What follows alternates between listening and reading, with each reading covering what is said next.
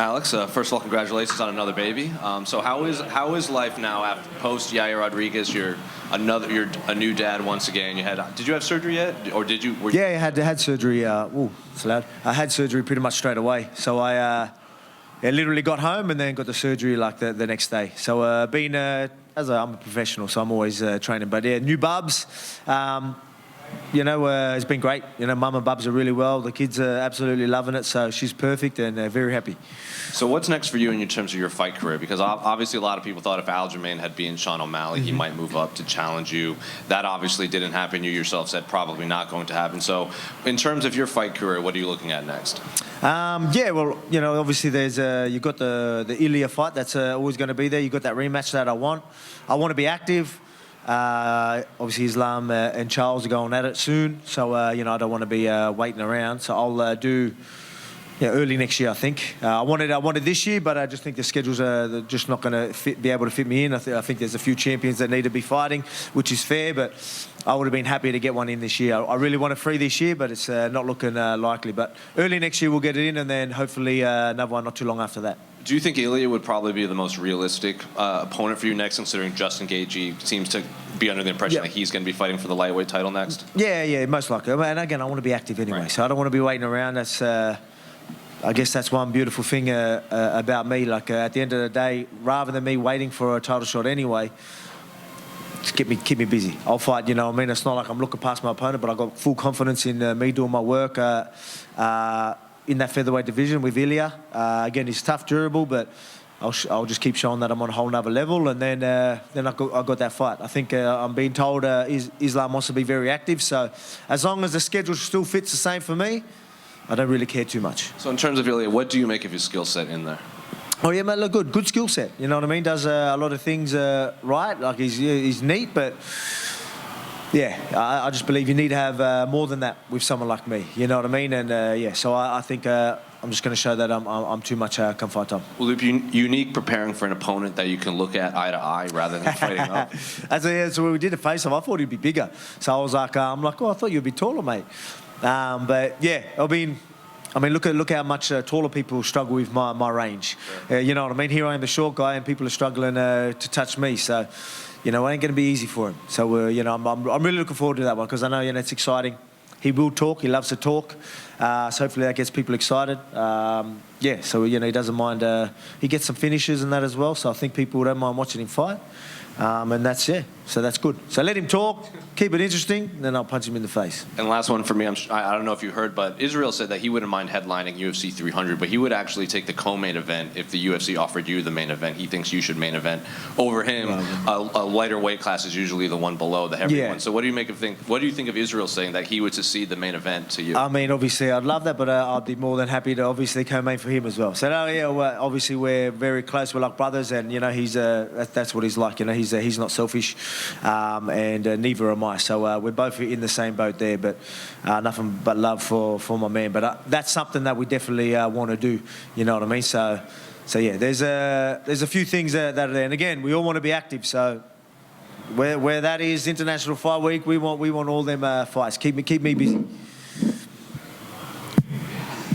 Alex, do you feel like that Islam rematch might be like the perfect UFC 300 fight, champion versus champion? That just seems like it's kind of written in the stars a little bit. I mean, I think so. You know what I mean? I think that makes a lot of sense.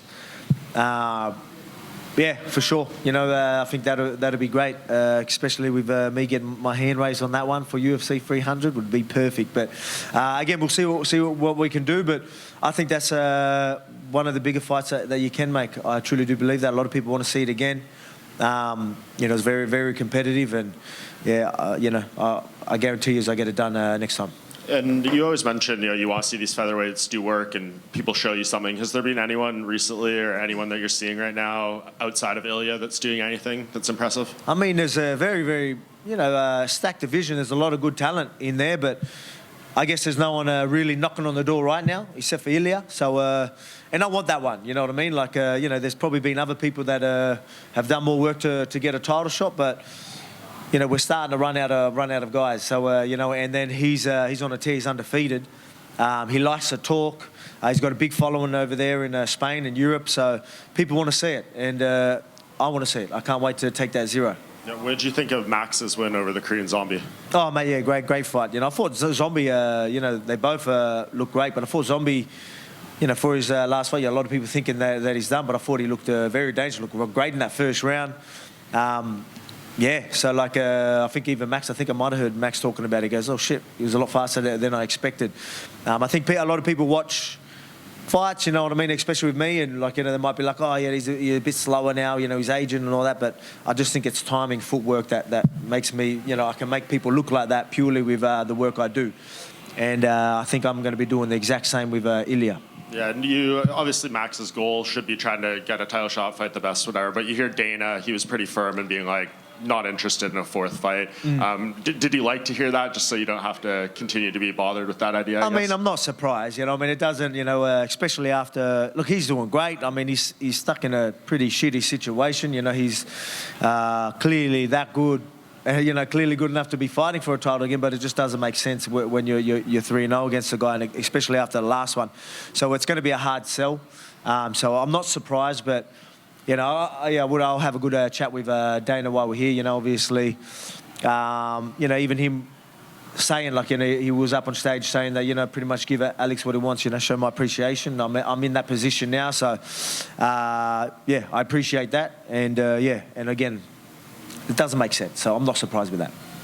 Alex, obviously Ilia seems to be next, right? But do you think there'll ever be a point where you kind of run out of people in the division, you almost outgrown it and you'll just have to move up to lightweight properly?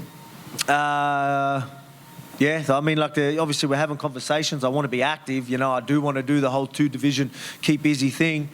It is tricky, but yeah, I mean, there's so many good fights at lightweight as well. So, you know, I mean, there's like so many, and it's such a stacked division. So maybe it can keep me busy enough if there's nothing at featherweight. But I mean, you know, who knows? In a few months, there could be someone else knocking on the door, and you know, I'm going to want to stay for that because yeah, whatever excites me, I'll be there for it. Again, I want to do as well as I can. I want to leave a legacy behind. I'm obviously pound for pound being champ, you know, defending multiple times. I wouldn't mind defending a few more. But again, it's got to be the right fights. Right now, it's I'm trying to just toss things together. What do I want? Do I want to hit that many defenses, or do I want to just, you know, while I'm in my prime, do I just want to get the biggest and best fights I can, get that second belt, you fight lightweight, you know what I mean? There's a lot of options for me, which is a good thing. But we'll just see what happens, see what plays out. Based on your performance against Islam and how great it was, how much better do you think you could be at lightweight if you just dedicated yourself to it? Like, okay, this is my new frame and this is my new division. I mean, you won't see me change too much weight, to be honest. Like, I move best and I'm strong enough for the lightweights, even at the weight I am. And I proved that, you know what I mean? I proved that against probably the strongest and the best grappler, wrestler that there is in that division. So I've showed and I've proved. So I want to be sharp. I want to be fast in that division. So, you know, I've been undersized my whole life, man, and it's never been a problem for me. And I think that'll just add to the story. So I'll try and look as small as I can to make the victory look as big as it can be. Going on back to the Ilia fight, there's something about when you talk about him, I kind of get the sense that you're like really kind of excited for that one. You know, obviously he talks a bit of shit and he got in your face after your last fight. Is there something about him as a person that you're looking forward to fighting, or is there something about his style that you're looking forward to fighting? He's undefeated. You know, he's got a big following over there in in Spain, and again, yeah, he's undefeated. He's on a tear. He beat a guy that was up there, and he's pretty much clearly the next guy. So that excites me itself. And then he likes, you know, he doesn't mind talking. He doesn't mind getting in people's faces and keeps things exciting. Because sometimes it is like that. You've got to find things. I'm good at it. I'm good at finding ways to get me excited. So with Yair Rodriguez, you know, I just try to, all right, so I don't need to be motivated to train, but I wanted to find something that was going to keep me excited and you know, really give me something through camp. And I looked at, all right, he's dangerous, you know, so I found a way to really get me up in the morning. With this one, I don't need to try and look for anything. He's going to talk his shit, and I love it. And I get, you know, the best part about it, we're in a sport where you can make someone pay for it. So I can't wait. Volk, just over here. Yep. Kevin Giuseppe making his UFC debut tonight is obviously a big thing. You're a guy who's been a part of Australian MMA for over a decade now. And I just want to get your thoughts on the growth of the sport here in Australia and sort of how pleasing that is for you to see. Oh, mate, it's unreal. As soon as they did the deal here in Sydney and like even the Mate, like the numbers we are doing here in Australia, like we're one of the biggest markets they have in the UFC in the world right now. Like we're right up there, especially pound for how small our country is, and you know, we're showing you that. That's why they keep bringing pay-per-views here, and we do this deal we did. But look at the opportunities for these talented. Like, mate, I go to amateur shows now, and I'm blown away of how good the Australian fight scene is. Yeah. It's incredible. So you're going to be seeing champions and top contenders, top fighters coming from Australia. Now we've got the opportunity for these guys to take late notice fights, step in, get a contract, set a statement, and then roll on that their career through the UFC. And just last one from me. You're in the crowd, obviously, this time around compared to Perth. With the UFC coming to Sydney 3 times over the next 4 years, is the next Sydney card something you need your name a part of? Oh, of course, you know what I mean? That's why we needed, you know, myself or Easy headlining this card. Like, you know, if there's going to be cards over here on this side of the world, you need to have one of us fighting. So, you know, I'm glad he got that. He really wanted to fight here. Like, obviously, we didn't want anyone else coming here and defending belts or anything here on our part of the world. So I'm very happy he's able to do that. And, you know, if one more's here, then hopefully we both can be on it, or myself, or whatever it is. But I definitely want to be fighting. My fight in Sydney would be great.